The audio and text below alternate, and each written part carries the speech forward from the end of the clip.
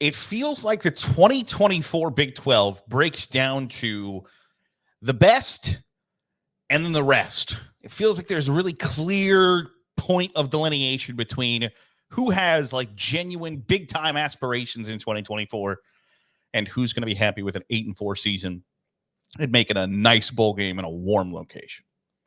And that's kind of different than some of the other conferences we've gone through and looked at, like what's the most important game in each Power 4 conference schedule, where in the Big 10, it feels like there are a couple of different teams who feel like they can win the conference championship. In the SEC, there are teams that are going to be fighting for bowl eligibility, teams that are going to be on the cusp of the college football playoff, and teams that anything less than making the college football playoff will be an abject failure. And then in the Big 12, it's like, okay, these are the teams who can win the conference title.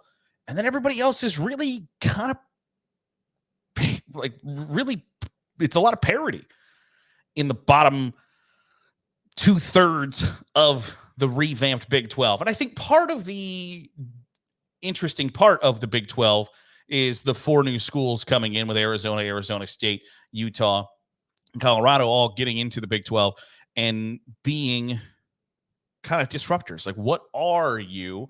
Where do you fit into the grand scheme of things in the first year in the new conference? There are 5 schools that I have on my kind of the best list. And one of them I'm not certain deserves to be in that list. There are big aspirations and people expect high things from them this year. I just don't know that I agree with that. But I think there's no mistake about it. The biggest game, maybe the 2 biggest games in the Big 12 in 2024 are Utah at Oklahoma State and Oklahoma State at Kansas State. To me, those are the 2 biggest games. So I'm starting with Oklahoma State and Utah. Those 2 playing each other on September 21st. By the way, the 2 games, Utah at Oklahoma State and Oklahoma State at Kansas State, happen in back-to-back weeks. So we can have a really good idea of what the Big 12 title race looks like before October. But that September 21st game, Utah at Oklahoma State, those 2 teams are the favorites to win the conference. And the race for the title can be decided early depending on what happens. It's somewhat smooth sailing for Oklahoma State after they play Utah and Kansas State back-to-back. Like after that, they play at Colorado on Black Friday, and that's probably their toughest remaining game. Oklahoma State doesn't play Arizona, doesn't play Kansas. It's a nice draw for the Pokes in year number 1 of the revamped Big 12. But for Utah and Oklahoma State, without a question, to me, it's the biggest game in that conference throughout the entire season. And if those are the 2 teams that are dominantly picked to win the conference, I don't know how you choose any other game that is the most important game on the schedule for those 2 teams. But for Kansas State, who I think is right there in that same mix, I think Kansas State might not be getting the credit that they deserve because they are right there on the cusp of being in that conversation for. I think that there are 3 teams who can win the Big 12: Oklahoma State, Utah, and Kansas State. I don't know that Kansas and Arizona get quite to that level, but I think Kansas State can because I'm high on them. And if everybody thinks Oklahoma State and Utah are going, one of those 2 is going to win a conference. If Kansas State can beat Oklahoma State, there's a really good chance that they make the Big 12 championship game. All their toughest games, they play Arizona, Oklahoma State, and Kansas at home. It's a big help in trying to navigate a college football season and trying to get to a conference championship game, especially when a tiebreaker is going to be, where are you ranked in the college football playoff? If you have wins over Oklahoma State, Arizona, and Kansas, even though they're all at home, it's a big help in getting you there. So I think the game against Oklahoma State, which, by the way, you're getting them off of probably their toughest game of the season, home for Utah, and they immediately turn around and come to you. Depending on how that game goes, either they're reeling after a loss or they're riding high after a win, a big-time win. It matters a lot in the conference. I think it's a big deal for Kansas State. So I think it's undeniable that game for the Wildcats is their biggest of the season. For Kansas, who's a top 25 preseason ranked team playing in Kansas City, their home games this year. Some of them are at Arrowhead Stadium. Some of them are at the soccer stadium. Their game at Kansas State in late October, big time. Kansas might have the easiest schedule in the Big 12. They don't play Oklahoma State. They don't play Arizona. They don't play Utah. And their non-conference schedule is Lindenwood, who was a D2 team until last year, at Illinois and UNLV. So their non-conference sucks. Their conference schedule is not difficult. And Kansas State, not only is it the toughest game on their schedule, it's a rivalry game, obviously.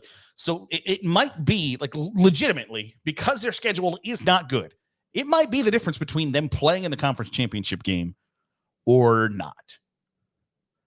And Kansas is going to be one of those teams that is, like, I think, like, I might harp on this throughout the season, that when we start to get rankings, when we start to get college football playoff rankings, and Kansas is ranked, like 19th or something like that, I think that's what I'm going to pound the table on and be like, the schedule is so bad. It is so bad. They do not play the two biggest dogs in the conference in 2024, and their non-conference games are Lindenwood, Illinois, and UNLV. So that it just is a bad schedule. So they're going to be inflated a little bit because their competition level is not great.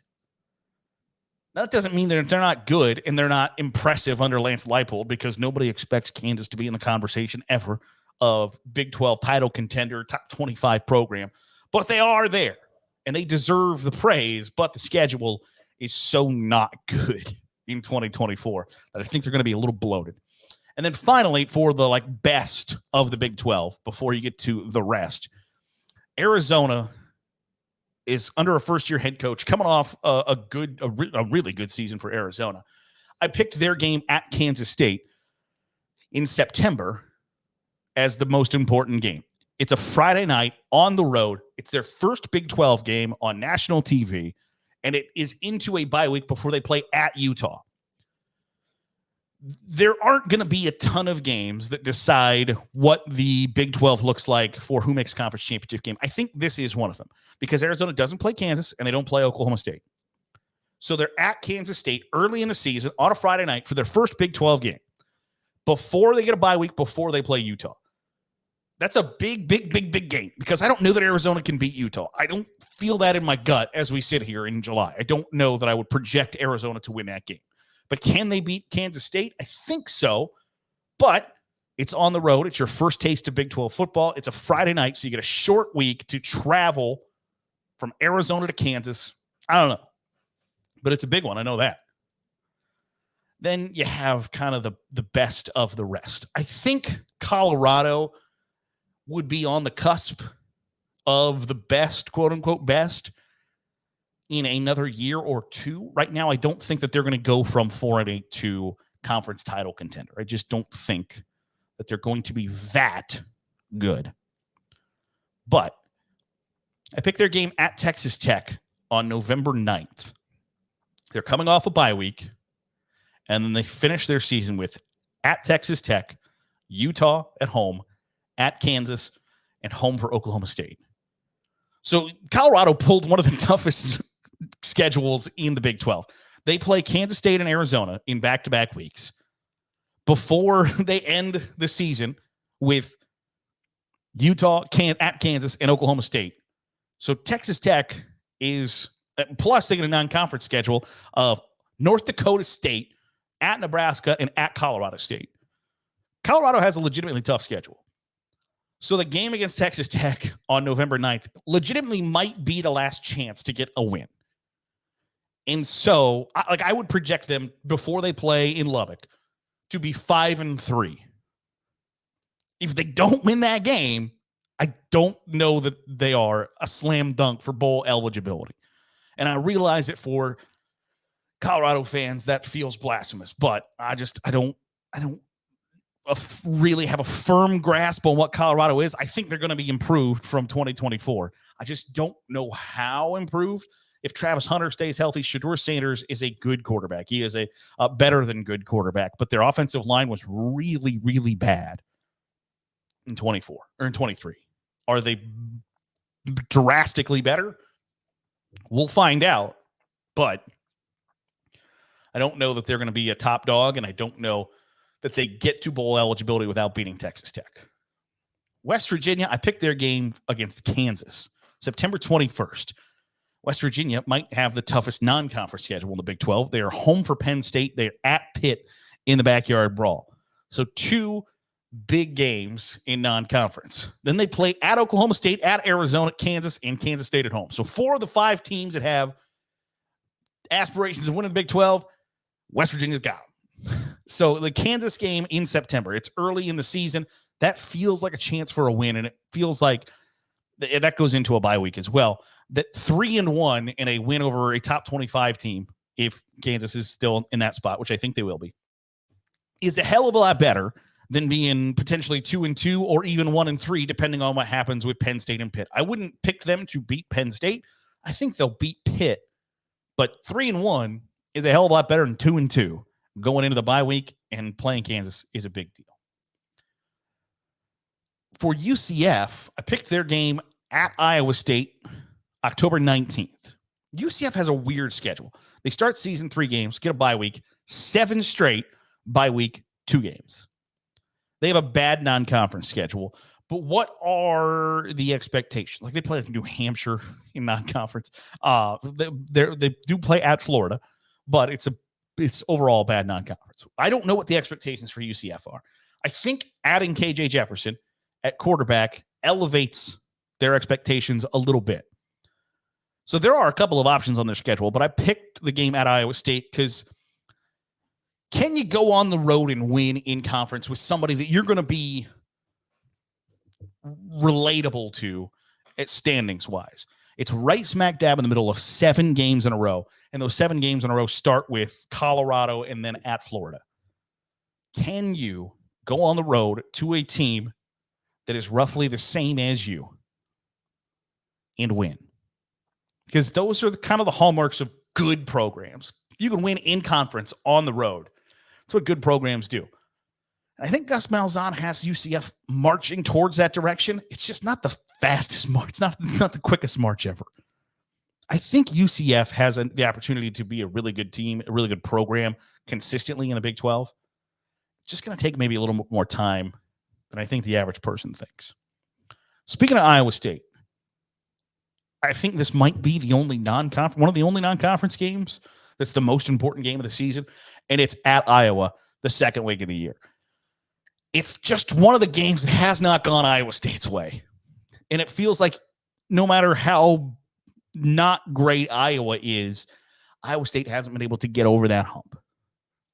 Can this be the year that you get over that hump and beat your rival? Remains to be seen, but I don't know. For Houston and TCU, I picked their games against each other.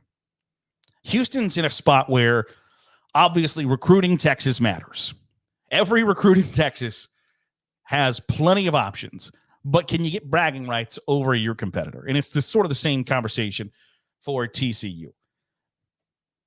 You're both going to be viewed as a B-tier school in the state of Texas because the top recruits in the nation are going to consider not only Texas and Texas A&M, but they're going to consider Oklahoma and Notre Dame and LSU and Alabama and Ohio State and USC. So you have to clean up on the 4 stars and the 3 stars, the high 3 stars. Having a leg up on your competition on the field results matters for Houston. It matters for TCU. For TCU, this game against Houston is sandwiched between at Kansas, a bye week, and then at Utah. So not a great stretch there for the Horned Frogs. You want to beat another Texas team, and you don't want to go a long while without a win. Plus, for TCU, they might need to have that game to make a bowl game, which feels weird because they were in the national championship game not that long ago. And now you're talking about they have to win that game to make a bowl game. And then for Houston, they're at TCU before a bye week. Then they get at Kansas, Utah, Kansas State, a bye week, and at Arizona, which might be the toughest stretch in the conference. There are 5 teams that I gave you the best of, and that's 4 of them in a row before you get at Kansas, Utah, Kansas State, and at Arizona. So if you don't beat TCU, it might be a month before you get another win in the middle of the year. It's a tough spot to be in. For Arizona State, I picked their game at Cincinnati on October 19th. Arizona State, speaking of tough stretches, plays Kansas and Utah before a bye week. They play Cincinnati and then at Oklahoma State. Not great. And then I don't think Cincinnati's going to be good. So if Arizona State can, again, go on the road and win,